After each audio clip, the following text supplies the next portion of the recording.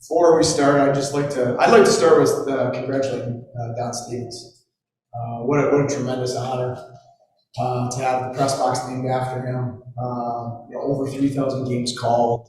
Just a true legend in the American Hockey League and in Rochester, and a great person that's given so much to this organization and to our players, to our fans, and I was really excited for him, and what a great, well-deserved honor.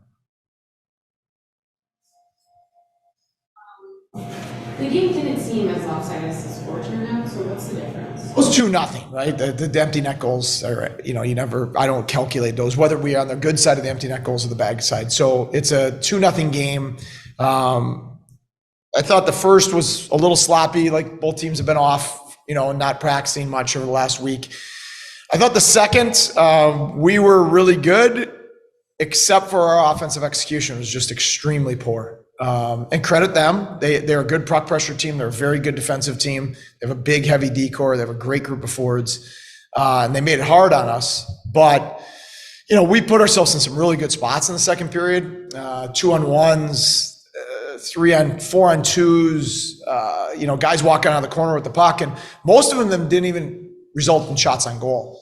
That was extremely poor offensive execution. I thought, we probably should have got out of the second. Maybe it's 2-1, 2-2, and it's a different game. We created enough in the third, but we still have too many forwards that we need more forwards that want to get to the inside in a game like that. It gets harder to score. We've talked about it for a month in January, February, March, April, and if you want to keep playing in May. It gets harder to score this time of the year. And we need more forwards consistently more willing to pay the price to get there. A role in that tonight? Well, nobody cares about your size. Like, nobody gives a crap. The league, the American League, the NHL doesn't care about your genetics. They don't care about your speed. They don't care about your size. They care about your will and your ability to do things. And so you either find a way, if you're undersized, whether you're your older player or younger player, or we replace you with somebody else that does. Since the calendar turned to 2023, is there concern with the direction things have gone for the last 5 weeks, 5.5 weeks? I think that, it gets harder to win this time of year, as I said. And, we have to have more guys consistently willing to get to hard areas to score. We played good enough team defense to win tonight, right? We're getting better defensively. That's a good sign. We've been making steps towards that. That's a very good offensive team. That's arguably the best line in the American Hockey League. And we did enough defensive things as a team, not just D-core, to put ourselves in position to win. We only gave up 2 goals to a really good offensive team, but we have to be more willing to get to the inside to score goals at this time of the year. That's not our young forwards. I mean, Kulik and Rosine have been consistently, some of our best forwards. Kulik was out tonight. Cedarquist has been quite good as well. I'm not pointing the finger. The young forwards got to keep learning and getting there. But we have some other forwards that have to be willing to do that. Were they earlier, or was just the time that games weren't as intense? Earlier in the season, you get more line rushes. We gave up more line rushes early in the season. You get more line rushes early in the season. There's a reason that, in the NHL, that teams that are line rush based teams and cute offensive teams usually exit early in the playoffs, right? And until teams like, Tampa and Colorado go through enough and become harder and become more reliant on their hard skill, not just their skill.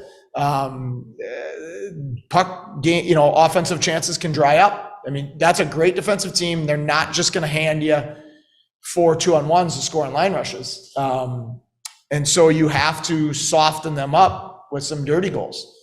And like I said, we did enough to get inside and put ourselves in some positions. We got to execute on those, and then we just have to be more consistent with how often we are on the inside.